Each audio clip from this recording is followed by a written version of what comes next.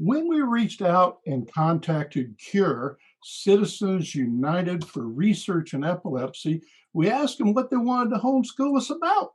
And they talked about clinical trials. So we've got a great message that tells us the importance of clinical trials and in epilepsy. Let's watch it.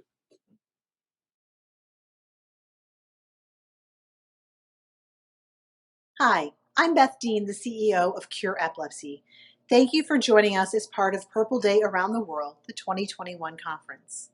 Cure Epilepsy's mission is to promote and fund patient-focused research to find a cure for epilepsy. Since our founding over 20 years ago, we have raised over $78 million and funded over 260 grants supporting novel research projects to accelerate the search for cures and more effective treatments. Today, you'll have the pleasure of hearing from Dr. Scott Perry about how a medication for epilepsy, or any other disease, becomes available.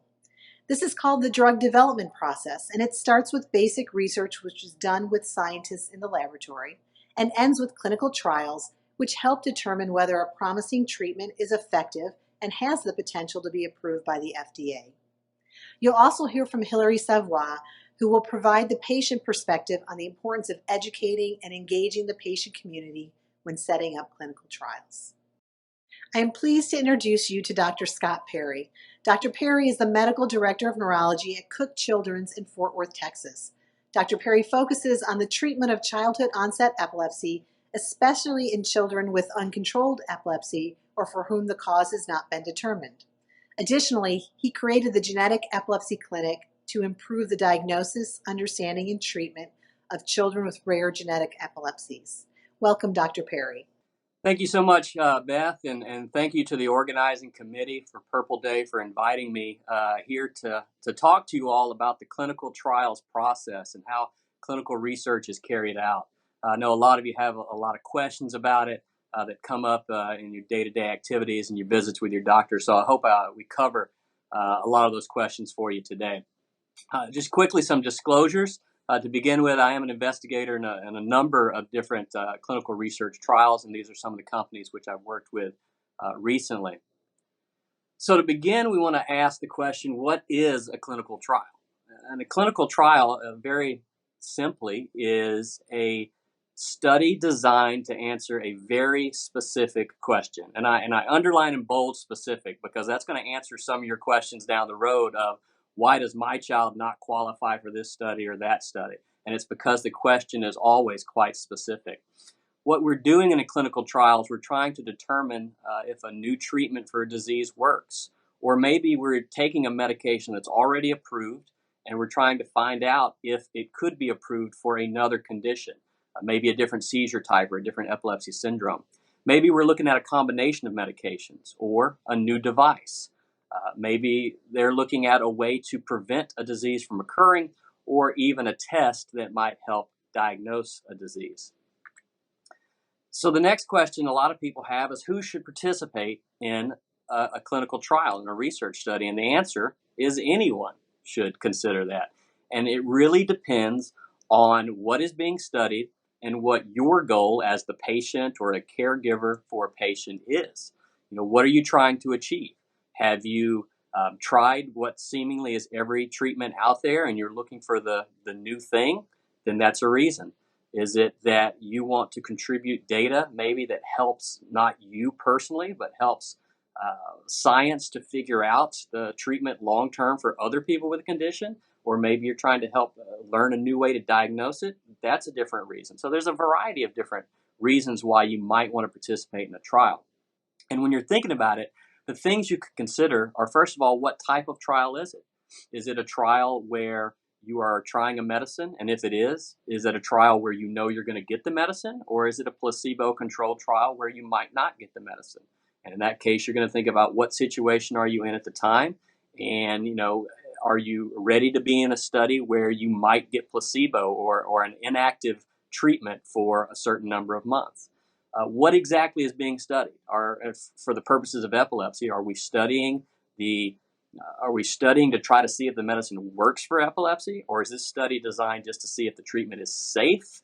Is this just to determine if the right dose is being used? There are a lot of different questions that might come up that that will then play into what your role in the study is. What's already known about the treatment? Is this never been used in humans? Is this the first time it's ever been tried? And if so, what is our basis for thinking it's safe to even try it in humans? Why do we think it might work? Or is it something that's been out there? It's a medicine that's already been studied in adults. We know it works. We're just trying to find out, does it work in kids, for example? That's a whole different question. What is your commitment? Your commitment as the individual participating in the study. What is expected of you? How long does the study last? What kind of test are you going to have to go through? Is it just taking a medicine and getting some lab tests, or are there going to be other invasive procedures? Is there a surgery involved? There are a lot of different questions there. And of course, always, and this is a decision that, it's a very close conversation of you with the investigator, is what are the risks of this study? What are the known risks? Understanding we don't know them all. That's why it's research. We're trying to find out what are the risks of this treatment, for instance, and then what are the benefits? And again, that's where past data, what we know about the investigation already, plays into the role of you making that decision. I want to quickly just kind of go over with you the different phases of drug development trials, just so when you're looking at trials and you're trying to decide, is this right for me, you understand where this trial is in the hierarchy of drug study. So one thing you may hear about out there is preclinical. When you see data on preclinical studies, that's generally something that's happening in a lab. That is a study that we're doing with mice or zebrafish, or maybe they're just doing it with cells and trying to get a signal to see, for instance, if a drug might work. The next phase that's only recently kind of been talked about, something we call a phase 0. And a phase 0 is not something you're going to see a lot of, but phase 0 is a trial where they're trying to get a quick kind of feel for if something works. So for like in cancer studies, they may use the drug in a very small population with a type of cancer just to see, does the drug get to the brain like we think it's supposed to? And if it does, that gives a signal that at least makes sense to study for more people later on. Then a phase 1 is where you take a medicine that you think may be effective, and the first thing you do is you study it in healthy people. And what you're trying to determine is, in a very healthy person, how does the drug work, as far as what dose gives you what level in the blood, and what is the safety? What side effects happen when a person takes a small dose? What happens when they take a really big dose? And then the next phase is phase 2, and that generally it's completed phase 1. We know that healthy people can take it and nothing really bad happens. It seems to be well tolerated. It gets into the organ system we want it to. So if it's a drug that we want to work on the brain, we know it gets to the brain.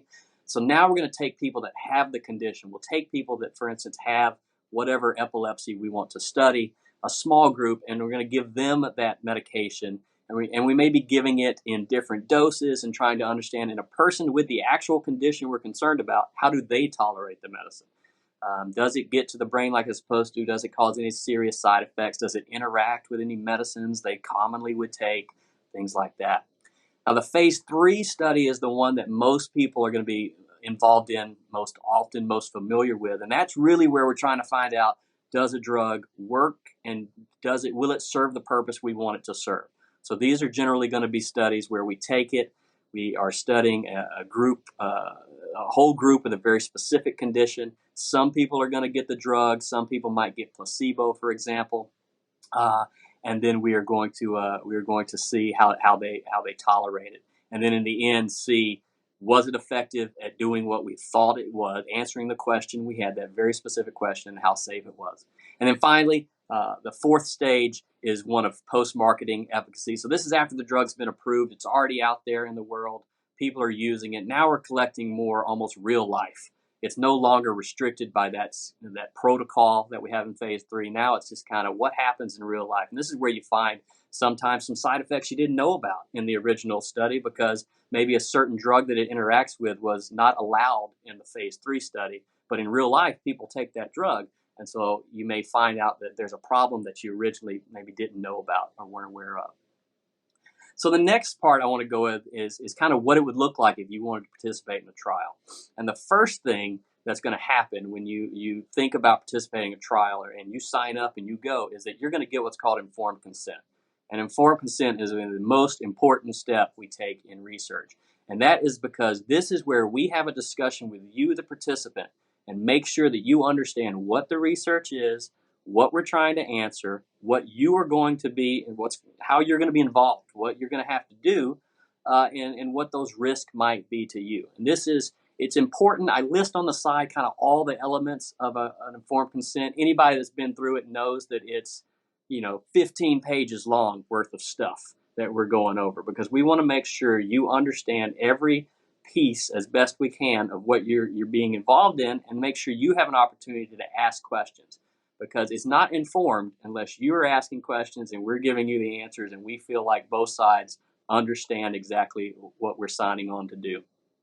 There's also something called assent. So informed consent is generally people over the age of 18 who are able to make their own kind of legal decisions, whereas assent is a person who's too young to give informed consent, but they're certainly old enough and cognitively well enough to understand what they're getting involved in. And so, kids understand what kind of research they're being involved in and what's going to be asked of them. And so they deserve an opportunity, if they're of that developmental level, to say, yes, I want to participate. I want to be part of this and have this research done. So what is the process? So have you done informed consent? You want to do it. You're moving full speed ahead. Well, the first thing you have to know is that we are running the trial, whatever trial we're doing, we're running it by a very strict protocol. We're talking about hundreds of pages worth of instructions on how this is going to be carried out. And everybody that's involved in the research trial has been trained on that protocol, and we need to make sure that we follow the steps exactly. And so that's why when you come to the appointments, it's often very regimented. There's a certain number of tests that are going to get done every time. We tell you that you have to come to the appointments within a certain window of time. And that's because in order to get results that we can interpret fairly confidently, we need to make sure everyone in the trial experienced the same thing. So if some people are on the medicine and they didn't come back for 3 months and other people came at 1 month, there may be completely different outcomes of how those two people did. And that's why everyone has to follow the exact same process. All the data is monitored very closely. So everything we put into a database, and then you get people coming back to you that are looking over that data and are making sure that that data is correct, that it's complete. Any changes that happen, we're going to put it down. And that's why, sometimes people are like, why do you need to know I took a vitamin? Like, what's that have to do with anything? It could have nothing to do with the study for sure. But what if we find out later that vitamin somehow interacts with the medication and that changed your outcome? That's why we need to know every single change that happens along the way.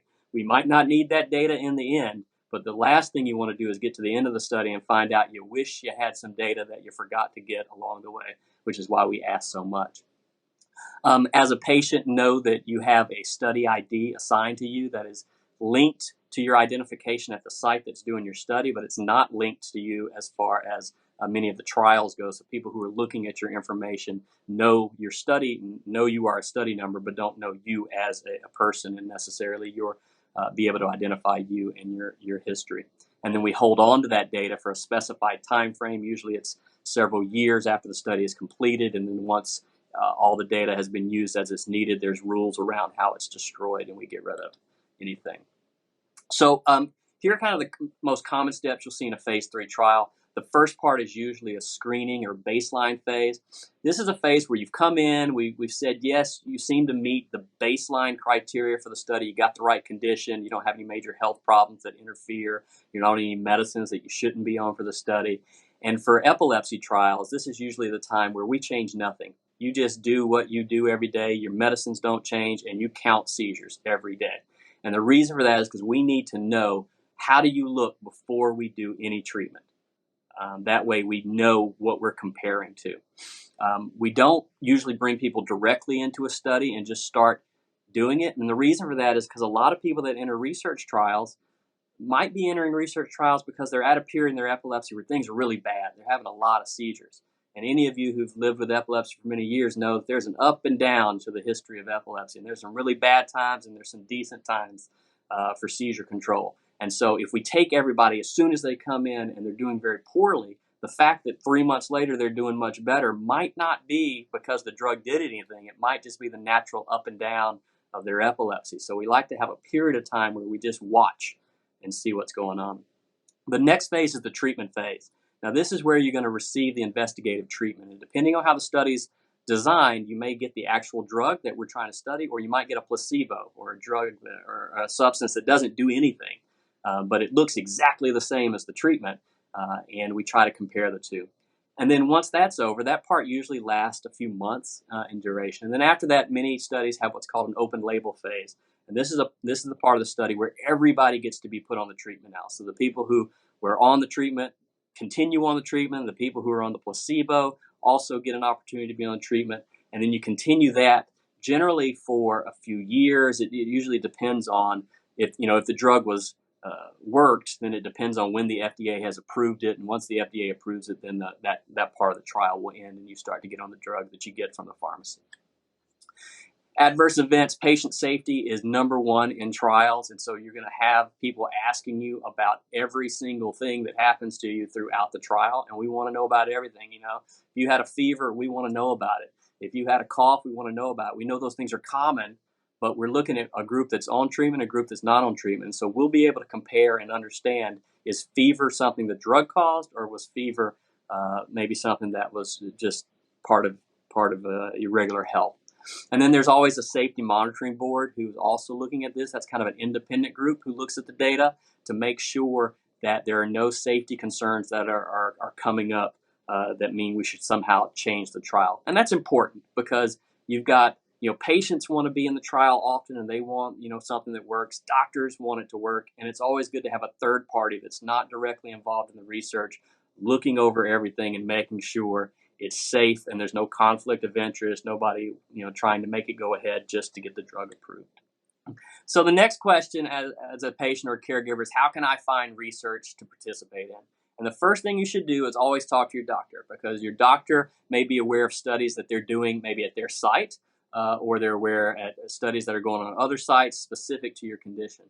If they're not aware of anything, you can always go to clinicaltrials.gov. This is a website where you basically put in your condition, maybe you put in your seizure type, and it will pull up for you all of the trials that are recently completed, that are currently enrolling patients, and ones that are planning to enroll patients in the very near future. And with those links, you can see what are the requirements, the basic requirements, what kind of patients are they looking for, what age, what condition. You can get a basic idea of what kind of trial it is. And then at the bottom of the page, it lets you know the sites that are planning to participate. And then, of course, always, if your epilepsy syndrome has an advocacy group, stay up to date with them. Advocacy groups are always on top of what's going on. They often know about drug trials, for instance, other treatment trials that are happening that aren't even on clinicaltrials.gov yet, but are planned for the future. So keep up with them for sure. Now, in this last piece, I'm just going to go over some common questions that I get asked when I talk about research, and hopefully this will ask a lot of questions, or answer a lot of questions for you guys. So the first is, why are trials so strict on who is included? And the reason for that is basically we have to eliminate as many variables that could affect outcome as we can. So, for instance, there's a lot of studies recently on Dravet syndrome. And one of the reasons for that is Dravet syndrome is a very specific thing. It is a very specific syndrome, often with a very specific reason for it. And that's different than if we just chose, let's study, for instance, generalized tonic-clonic, or what people call grand mal seizures. There's lots of reasons for grand mal seizures. So if we just studied that one seizure type, we'd have all these different reasons. And so you might not really see that it works because you've got people with lots of different conditions and it doesn't work in one condition like it does in another. And then what happens is they cancel each other out. And the next question, why are placebo groups used? Actually, the next two questions, why are placebo groups used? Why are they blinded? And a third question, why are they randomized? All of these are reasons. The reasons we do this is to avoid bias. As a patient, if you know that you are getting a treatment that might work for seizures, you have a higher likelihood of feeling like it works. And maybe your overall counts of seizures will improve and you will feel better because you know you're getting treatment. Likewise, as a doctor, if I know I'm giving you a treatment, I might be biased to feel like it worked a little better than it did. So that's why we have to have one group that's on a drug and one group that's not. And neither of them know. That's where the blinding comes in. The patients don't know what they're on, and often the doctors also don't know who's on what treatment. That way we eliminate that bias altogether. And then we randomize it again to eliminate bias. If everybody knew the first half of the study was getting treatment and the next half of the people was not getting treatment, then everyone knows what they're on. And so instead it's randomized, and we have systems that just will choose for us whether you get the treatment or you don't. And the next question has come up a lot in epilepsy studies recently, and that's, why don't you tell me all the criteria for the study? And that criteria we usually don't tell you is the number of seizures required in the baseline phase. And the reason for that is, again, kind of, I guess, a little bit obvious. We don't want people to tell us they're having the number of seizures they have that meets the criteria when that's not actually what happens, right? I mean, if the criteria is you need 6 seizures in a month and you only had 3, but you really want to be in the study, so you tell us you had 6, and then in the study you still had 3 seizures because that's what you always have, then it looks like you had a 50% improvement in your seizures when that's really not what happened. And so some criteria we do keep to ourselves in order not to bias the population. Why are rare diseases so popular?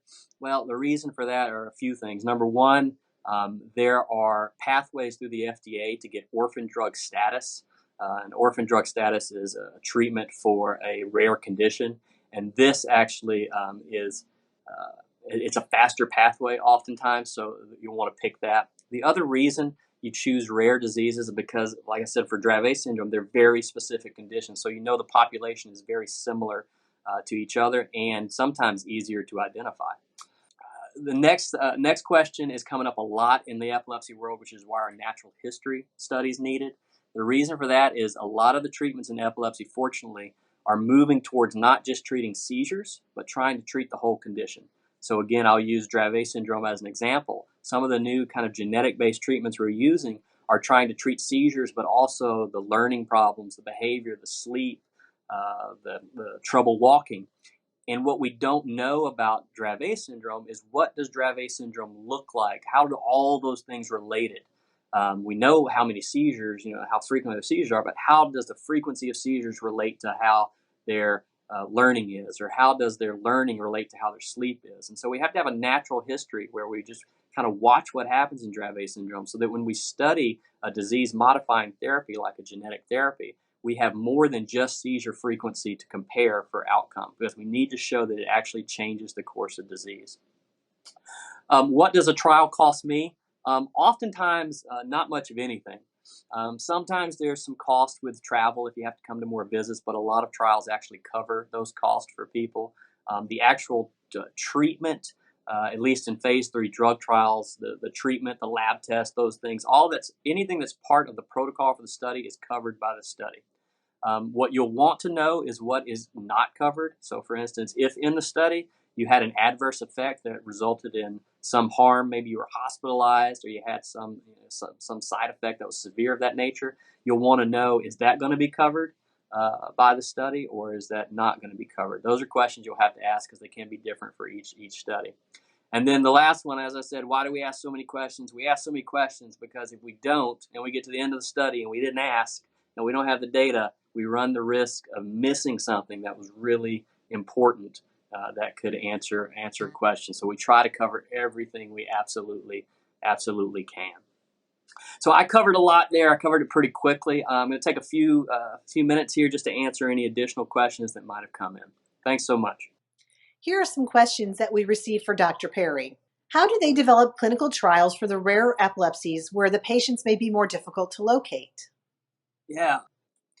Well, yeah, those are not easy to do, that's for sure. Dravet syndrome's by no means super common, right? But the first thing they have in their ballpark is a great advocacy group that has raised a lot of awareness about that condition and really got companies interested in that condition. And many of the other rare syndromes, I suspect, we'll find over time, while they're still rare, there's many more patients out there than we're aware of. And that's as the awareness gets raised for the condition, you start to find more and more people with the condition. But once they identify a population, a strong population that is eager to get treatment and eager to participate, it's much easier to get people, and I'm talking about industry generally, companies that are going to develop the treatments, interested in developing a treatment for that condition.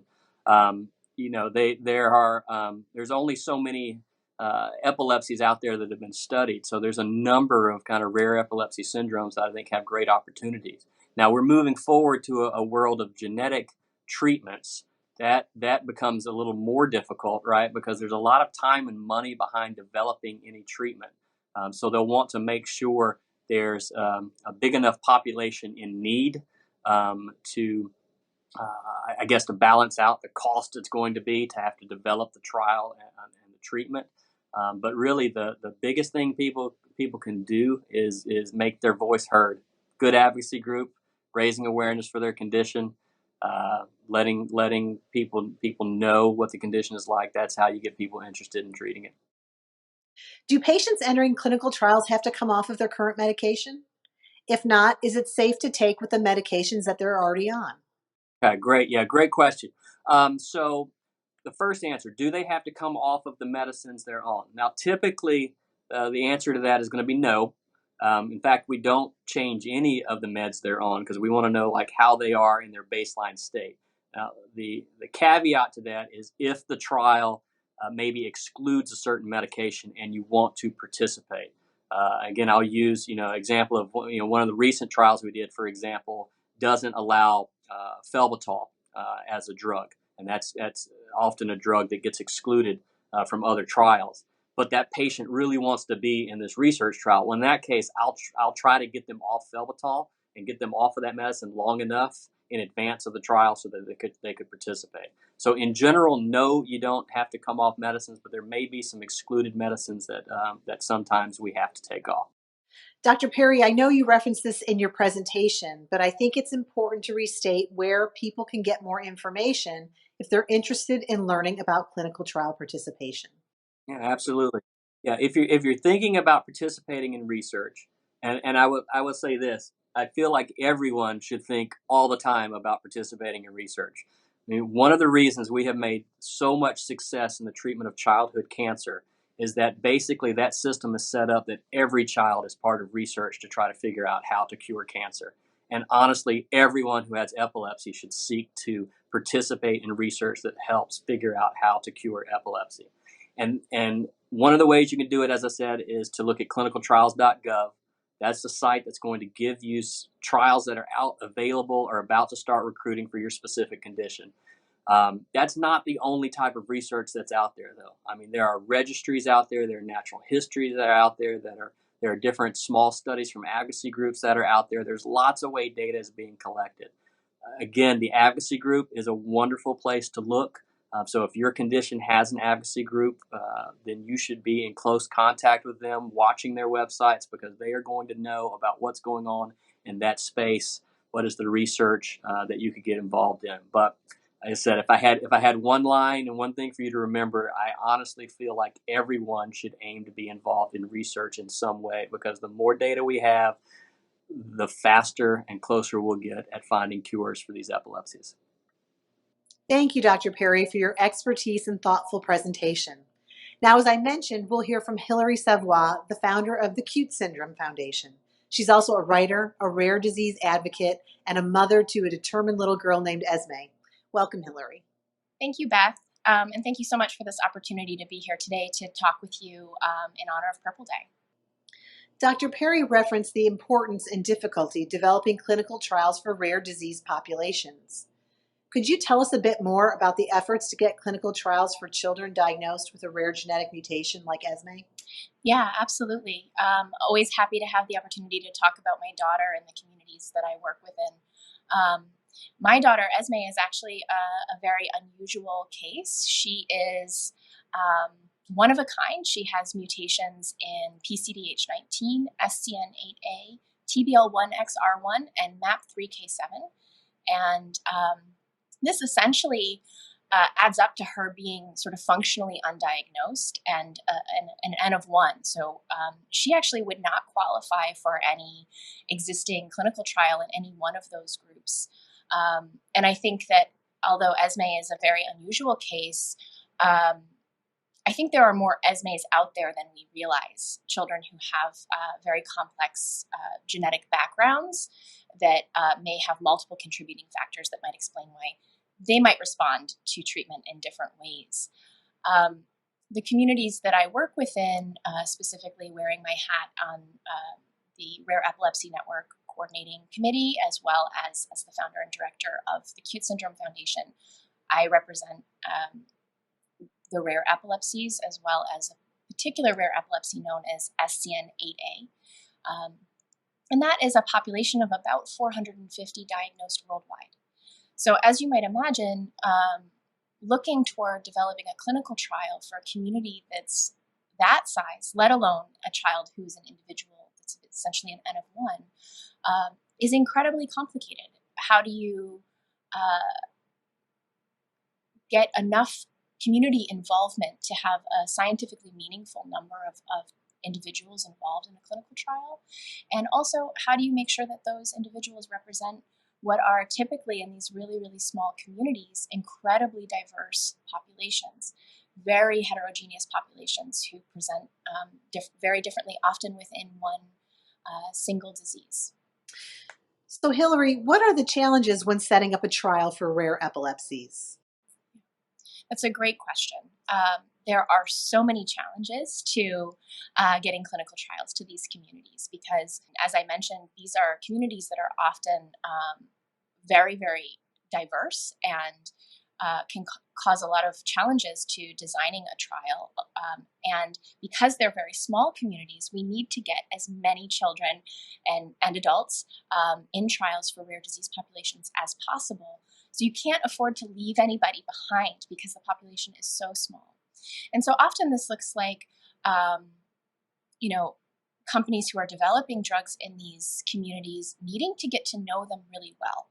And this is something I find myself saying a lot these days, which is, the traditional route of a company developing a drug for a large population, whereby they go through a third party that will help them understand the community. It just doesn't work in these populations. They need to go directly to the communities to learn from the communities in a hands-on way because they can't afford to mess it up.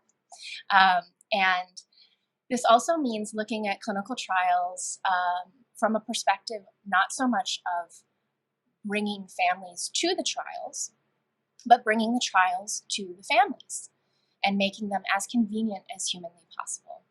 Can you tell us a little more about the importance of educating and engaging the patient and caregiver population when setting up clinical trials? How is this new approach to clinical trial design important to the epilepsy community? Yeah, so I think this is another really wonderful question. I see my role as an advocate in the SCN8A space as essentially providing as much education and awareness within the family population as humanly possible in order to help them be informed decision makers about their participation in any kind of research, whether it's clinical trials or otherwise. And I think that this is, again, it's very essential because we're asking a lot of these families. Being involved in a clinical trial is a heavy, heavy lift.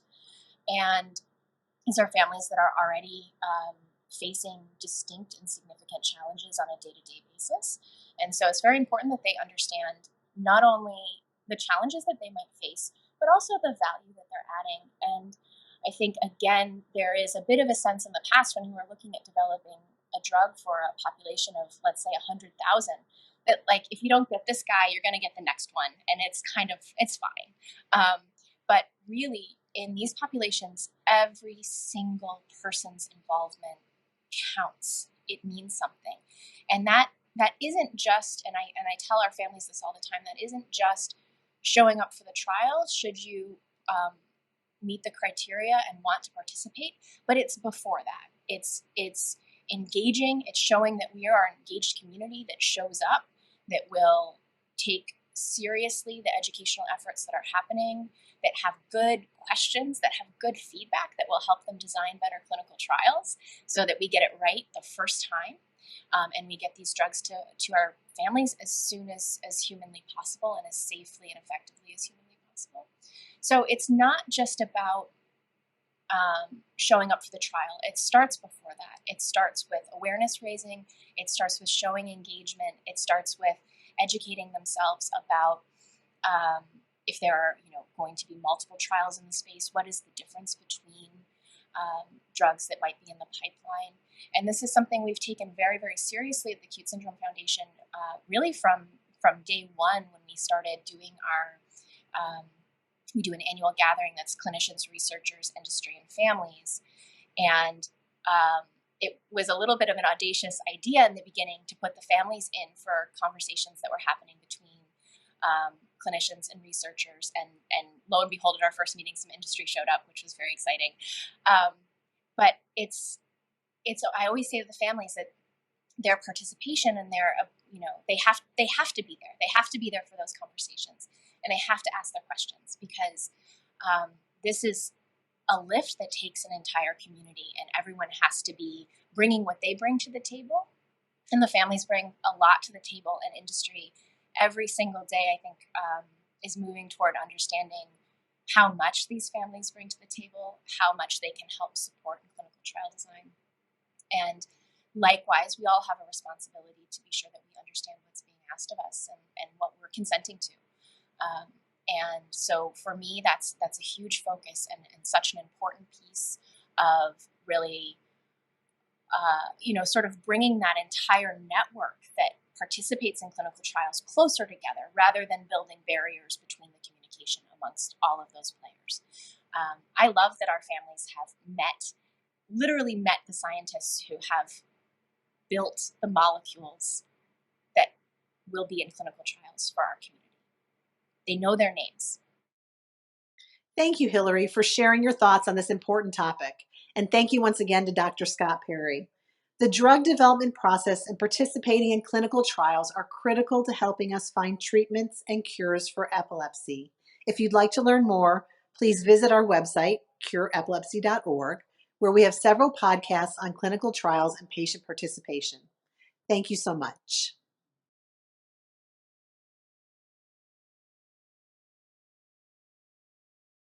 That was some great information. How fantastic. Clinical trials and the patients that participate in them are crucial to advancing treatment options in epilepsy care. That was great.